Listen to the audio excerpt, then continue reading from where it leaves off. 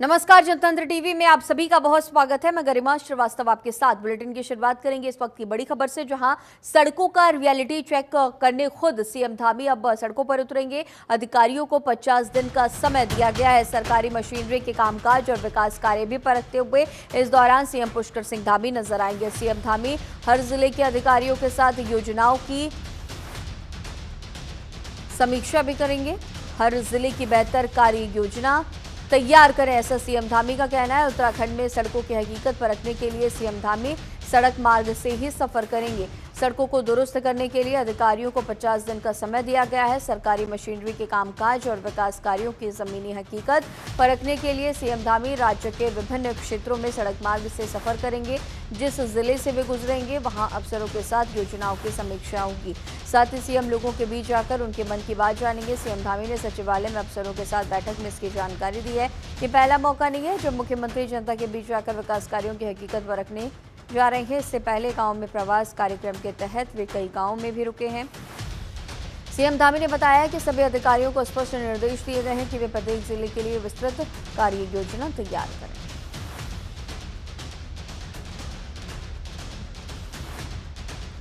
तो ये बड़ी जानकारी, हर जिले के अधिकारियों के साथ योजनाओं की समीक्षा करेंगे। सरकारी मशीनरी के कामकाज और विकास कार्य भी परखते हुए सीएम धामी इस दौरान नजर आएंगे।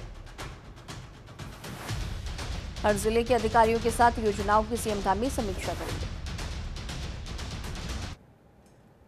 और 13 महिलाओं को आज तीलू रौतेली पुरस्कार मिलेगा। सीएम धामी और बाल विकास मंत्री रेखा आर्य इस दौरान मौजूद रहेंगी। खेल, शिक्षा और अन्य क्षेत्र में बेहतर काम करने वाली महिलाएं भी इसमें सम्मानित होंगी। 33 आंगनबाड़ी कार्यकर्तियों को भी राज्य स्तरीय पुरस्कार मिलेगा। तो ये बड़ी जानकारी, 13 महिलाओं को आज तीलू रौतेली पुरस्कार मिलना है। सीएम धामी और बाल विकास मंत्री रेखा आर्य भी इस दौरान मौजूद रहने वाली हैं। खेल, शिक्षा और अन्य क्षेत्र में बेहतर काम करने वाली महिलाएं सम्मानित होंगी। तो ये बड़ी खबर, 33 आंगनबाड़ी कार्यकर्तियों को राज्य का ये पुरस्कार मिलना है। तीलू रौतेली पुरस्कार दिया जाएगा। 13 महिलाएं होंगी जिन्हें रौतेली पुरस्कार दिया जाना है।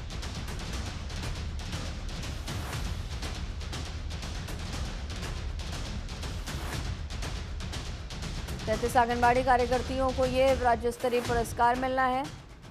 13 महिलाओं को आज तीलू रौतेली पुरस्कार मिलेगा।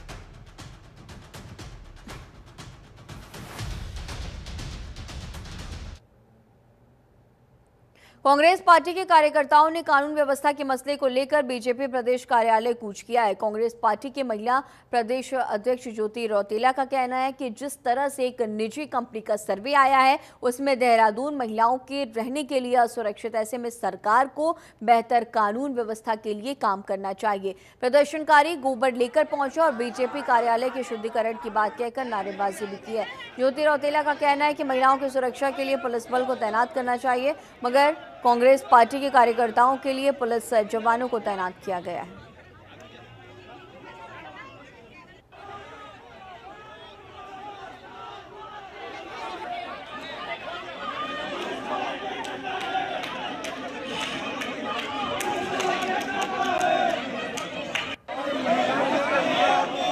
देखिए, हमारा कहना है कि नारी की एक रिपोर्ट आई है और इससे पहले एनसीआरबी की भी रिपोर्ट आई थी। हमारा प्रदेश जो उत्तराखंड है, देवभूमि उत्तराखंड है, जहाँ देवियों की पूजा होती है, बेटियों की पूजा होती है, वो शहर, वो प्रदेश असुरक्षित है।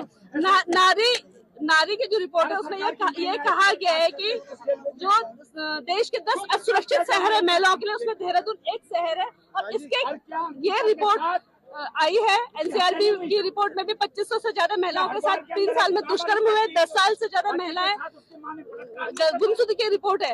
और अगर किसी एजेंसी ने ये रिपोर्ट गलत दी है तो क्या मेरा पुलिस प्रशासन से है कि उनपे केस हुआ है, क्या अरेस्टिंग हुए?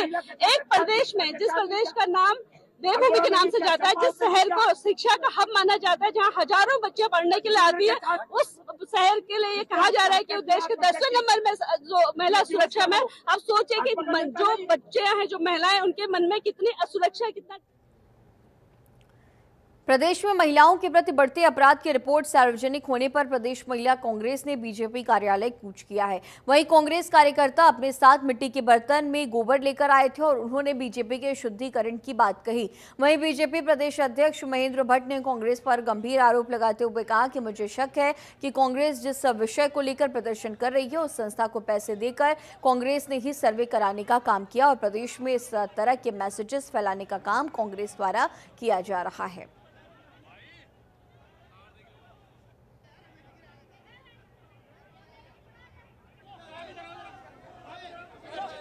कांग्रेस ने पैसे देकर सर्वे कराया।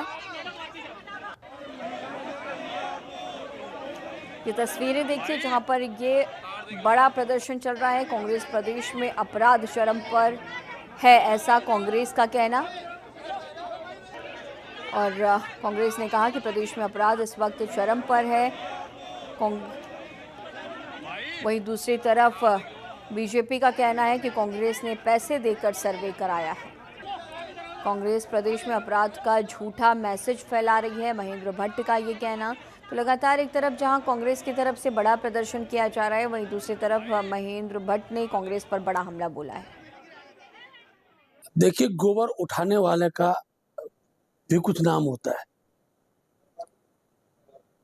कांग्रेस का आज का प्रदर्शन पूरी तरह फ्लॉप था और जिस विषय को लेकर प्रदर्शन कर रहे थे, अब तो मेरा शक जाता है कि कांग्रेस ने ही उस संस्था को इस प्रकार का मैसेज, जिसमें देहरादून में महिला अपराध वृद्धि का विषय लेकर जो जिस संस्था ने अपनी बात को रखा है, अब मैं स्पष्ट रूप से कह सकता हूं कि कांग्रेस ने ही पैसे देकर उनसे इस प्रकार का सर्वे कराया है और आज के प्रदर्शन ने उसमें मोहर लगा दी।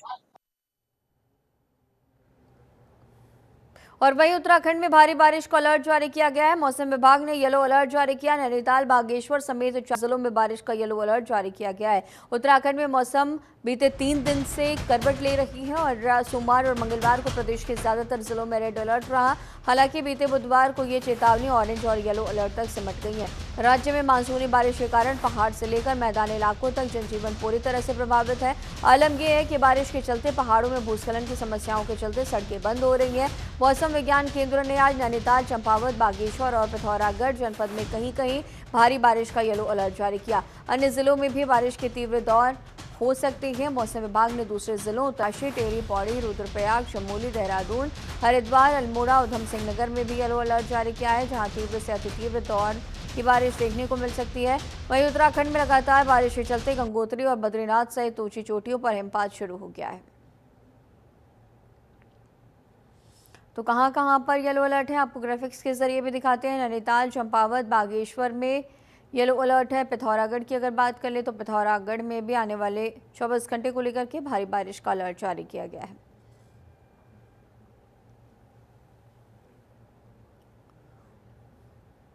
उत्तराखंड में बारिश का दौर अभी थमा भी नहीं, उधर बर्फबारी की शुरुआत भी हो गई। केदारनाथ धाम की चोटियों पर सीजन की पहली बर्फबारी हुई है। वहीं बारिश के कारण 4 धाम की यात्रा बंद पड़ी हुई है। इससे धाम में सन्नाटा पसरा है। यात्रियों को सोनप्रयाग से आगे नहीं जाने दिया जा रहा है। तो आपको तस्वीरें भी दिखाएंगे, लेकिन उसके पहले की अहम जानकारी, जहां पर पहली बर्फबारी हो चुकी है। और आप ये देखिए तस्वीरें, केदारनाथ धाम की ये तस्वीर, जहां पर सन्नाटा भी पसरा हुआ नजर आया, क्योंकि 4 धाम यात्रा मौसम की वजह से रोक दी गई है। उत्तराखंड में बारिश का भी दौर तेज है, लेकिन पहली बर्फबारी की शुरुआत भी उत्तराखंड में हो चुकी है। केदारनाथ की चोटियों पर सीजन की पहली बर्फबारी हुई है। ये तस्वीरें आप देखिए, जहाँ पर एक तरफ सोनप्रयाग में इस 4 धाम यात्रा को रोका गया है, वहीं पर बारिश की वजह से लोग सोनप्रयाग में इस वक्त रुके हुए हैं, लेकिन बारिश का दौर तो जारी है। साथ ही केदारनाथ धाम की चोटियों पर आप देखिए तस्वीरों में, जहां पर पहली बर्फबारी भी नजर आ रही है।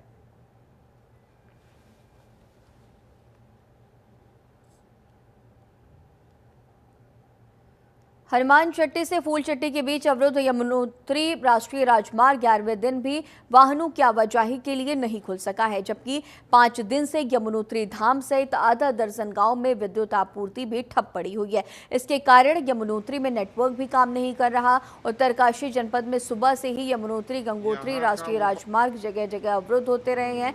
दोपहर बाद जनपद की सीमा अंतर्गत संबंधित विभागों ने मशीनों की मदद से दोनों राजमार्ग को बमुश्किल सुचारू किया है, लेकिन नारद चट्टी जंगल चट्टी के पास 11वें दिन से अवरुद्ध यमुनोत्री राष्ट्रीय राजमार्ग अभी भी नहीं खुल पाया है। स्याना चट्टी में यमुना नदी पर बनी अस्थायी झील का जलस्तर सामान्य हो गया है, जिससे यहां पुल के ऊपर आवाजाही सुचारू हो गई है, लेकिन जनपद में लगातार हो रही भारी बारिश के चलते गंगोत्री राष्ट्रीय राजमार्ग धरासू बैंड के पास दरकने की स्थिति में पहुंच गया। स्थिति की गंभीरता को देखते हुए जिलाधिकारी ने स्थलीय निरीक्षण कर जायजा लिया है और तत्काल बीआरओ को सड़क मार्ग के सुरक्षा उपायों के निर्देश भी दिए।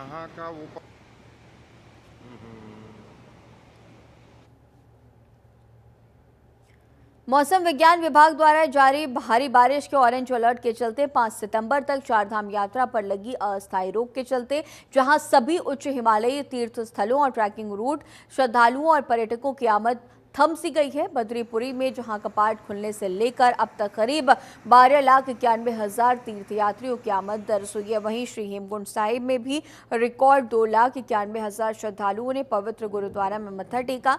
वहीं यात्रा पर लगी अस्थायी रोक के बावजूद भी तीर्थयात्रियों और पर्यटकों के दल बारिश के अलर्ट की परवाह किए बगैर यात्रा पर पहुंच रहे हैं, जिन्हें चमोली पुलिस की तत्परता के चलते ही समझा बुझाकर रोक दिया जा रहा है। जिला प्रशासन द्वारा ऐसे यात्रियों की पूरी मदद भी की जा रही है। तो जिला प्रशासन यात्रियों को हर संभव सहायता प्रदान कर रहा है। लोग बड़ी संख्या में इन जगहों पर पहुंचे, लेकिन फिलहाल की जानकारी आपको दे दें कि बारिश के अलर्ट के बावजूद कई यात्री तो पहुंच रहे हैं, लेकिन फिलहाल चारधाम यात्रा रोकी गई है, लेकिन बहुत बड़ी संख्या में यहां पर श्रद्धालुओं का जमावड़ा रिकॉर्ड किया गया है।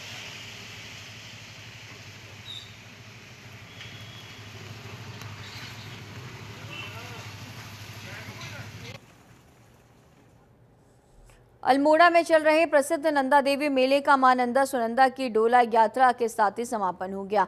मां नंदा सुनंदा की भव्य शोभा यात्रा निकाली गई। हजारों की संख्या में श्रद्धालु मां नंदा देवी के मंदिर में दर्शन करने पहुंचे। इस दौरान लोगों ने अपने घरों की छतों से मां के दर्शन कर उन्हें भावुक विदाई भी दी है। नंदा देवी मंदिर में भक्तों का सैलाब उमड़ा हुआ था। भक्त भजन कीर्तन और जयकारों के साथ मां की शोभा यात्रा में शामिल हुए। मां नंदा सुनंदा की मूर्ति का विधिवत विसर्जन किया गया और इसी के साथ ही अल्मोड़ा का ऐतिहासिक नंदा देवी मेला भी संपन्न हो गया। तो मां नंदा सुनंदा का ये मेला संपन्न हो चुका है। भक्तों ने नम आंखों से मां नंदा सुनंदा को विदाई दी है और आप देखिए बड़ी संख्या में यहाँ पर श्रद्धालुओं का ये जमावड़ा देखा गया। अल्मोड़ा का ऐतिहासिक नंदा देवी मेला अब संपन्न हुआ है।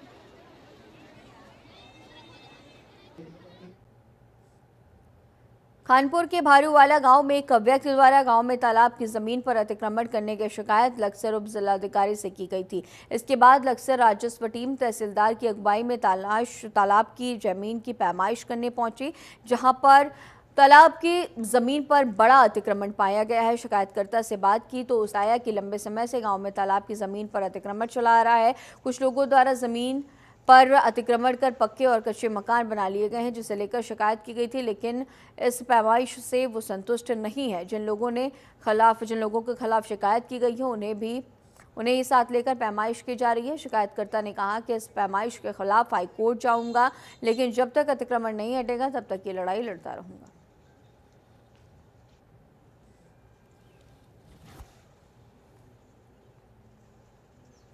तो अवैध अतिक्रमण की पैमाइश करने अब तहसीलदार पहुंचे हैं, लेकिन शिकायतकर्ता ने कहा कि जिन लोगों के साथ ये पैमाइश की जा रही है उन्हीं लोगों ने इस ज़मीन पर कब्जा कर रखा है, अतिक्रमण कर रखा है। तालाब की ज़मीन पर अतिक्रमण पाया गया है। लोगों ने कच्चे और पक्के मकान भी बना लिए हैं। शिकायतकर्ता ने कहा अब मैं इस पूरे मामले को लेकर के हाईकोर्ट जाऊँगा।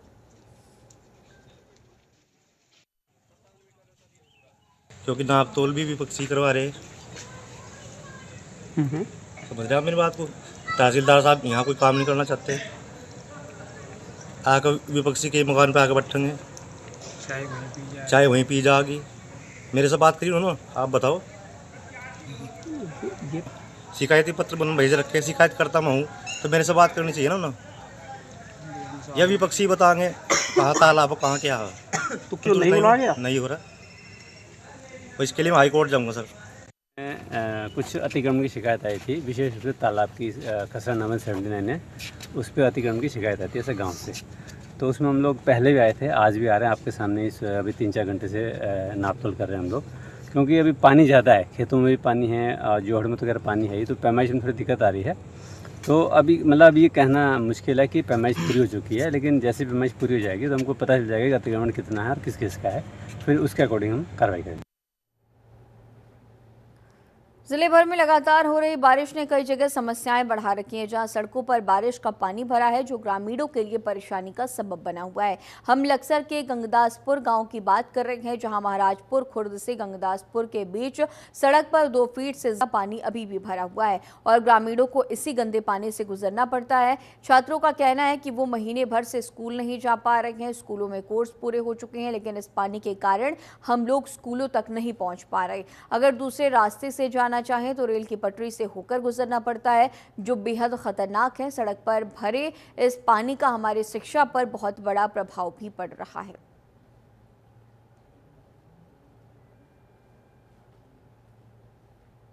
तो छात्रों की पढ़ाई पर इसका बड़ा असर पड़ रहा है। आप देखिए उत्तराखंड में किस तरह की स्थितियां हो चुकी हैं और नदियों का पानी अब सड़कों तक पहुंच चुका है। सड़कों पर लबालब बारिश का पानी नजर आ रहा है।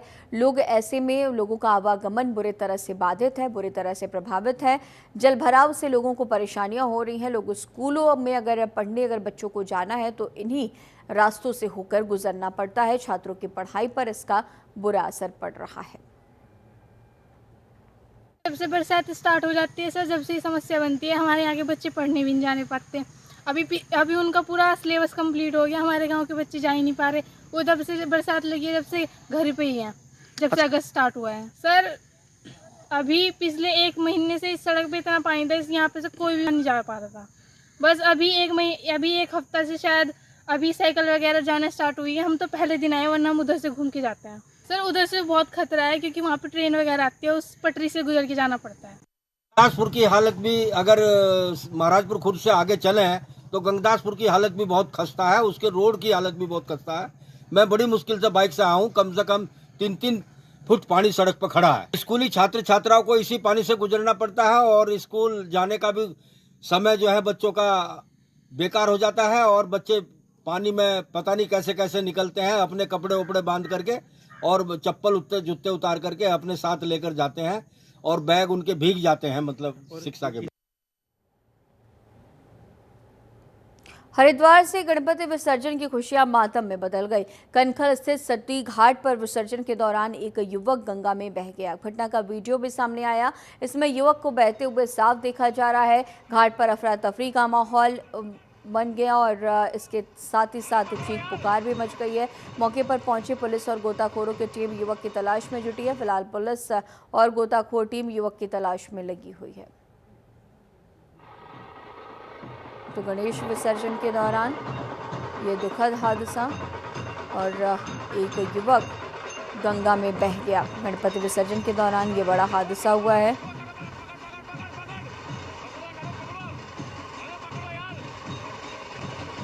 जहां पर ये लाइव वीडियो भी इसका सामने आया। गंगा में बहता हुआ ये युवक नजर आ रहा है।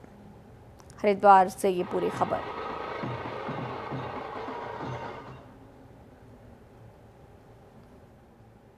एनजीटी के नियमों की अनदेखी करते हुए बहादुराबाद सहित हरिद्वार के गंगा घाटों पर भगवान गणेश की मूर्तियों का विसर्जन किया जा रहा है। वहीं प्रशासन द्वारा मूर्ति विसर्जन को लेकर बनाई गई व्यवस्था भी सिर्फ एक दिखावा बनकर रह गई थी, क्योंकि जिन स्थानों पर काल से पितृतर्पण का केंद्र रहा है और देश भर में श्रद्धालु यहां अपने पितरों की शांति के लिए आते हैं। तो 7 सितंबर को पितृपक्ष पर यहाँ पर विशेष पूजा होती है और कहा जाता है कि यहाँ पर लोग पहुँचते हैं। नारायणी शिला मंदिर में श्रद्धालुओं की भीड़ उमड़ती है। लोग यहाँ पर पूजा करने पहुँचते हैं और कहा जाता है कि इससे पितृ प्रसन्न होते हैं और आशीर्वाद देते हैं।